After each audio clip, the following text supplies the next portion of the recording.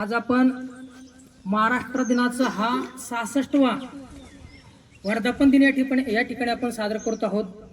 खरं तर हा दिवस म्हणजे केवळ निकाल आणि निकालात हस्तगत करणे असा याचा अर्थ नव्हे, तर या महाराष्ट्र दिनाच्या निमित्ताने जवळजवळ 106 लोकांनी हुतात्म्य पत्करलेला आहे। गणेश भाऊ, म्हणजे महाराष्ट्र आणि गुजरात हा संयुक्त घटक ज्या वेळेला भारत स्वतंत्र झाला त्यावेळेला महाराष्ट्र आणि गुजरात हा एकत्र होता, परंतु बहुभाषिक जे मराठी होते त्यांना असं वाटत होतं की आपला महाराष्ट्र हा स्वतंत्र पाहिजे, आणि म्हणून त्यावेळेला आपल्या भारताचे त्यावेळेचे पंतप्रधान मोरारजी देसाई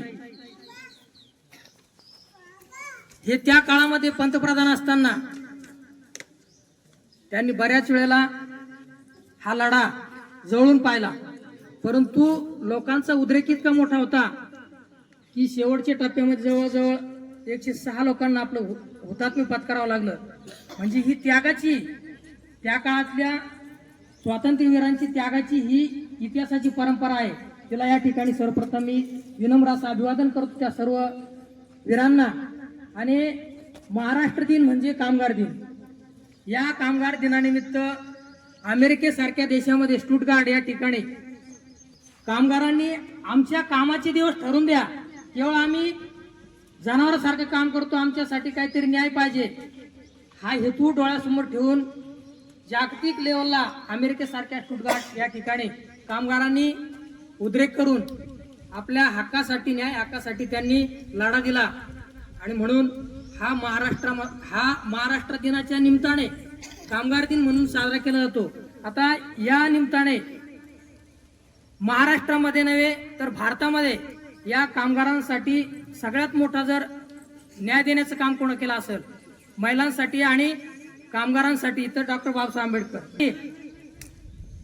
भारतामधलं कायदा व्यवस्थेचं जे पद होतं, त्यांनी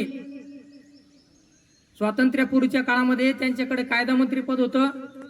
त्यांनी सांगितलं की जर तुम्हाला महिलांसाठी आणि हिंदू कोड बिलासाठी जर न्याय देता येत नसेल तर मी ह्या कायदेमंत्री पदाचा राजीनामा देतो।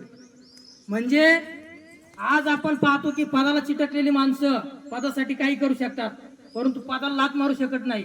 परंतु त्या काळामध्ये डॉक्टर बाबासाहेब आंबेडकर यांनी केवळ स्त्रियांच्या न्याय हक्कासाठी, कामगारांच्या हक्कासाठी आपल्या राज्यघटनेमध्ये तरतूद केली आणि सर्व स्त्रियांना, कामगारांना न्याय मिळावा म्हणून त्यांनी तशी आपल्या घटनेमध्ये सुद्धा तरतूद केली आहे।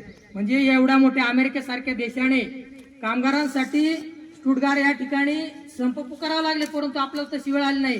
कारण आपल्या पाठीमाग छत्रपती शिवाजी महाराज असतील, राजर्षी शाहू महाराज असतील, महात्मा फुले असतील, यांच्या विचारांचा वारसा आपल्या महाराष्ट्राला लाभला आहे।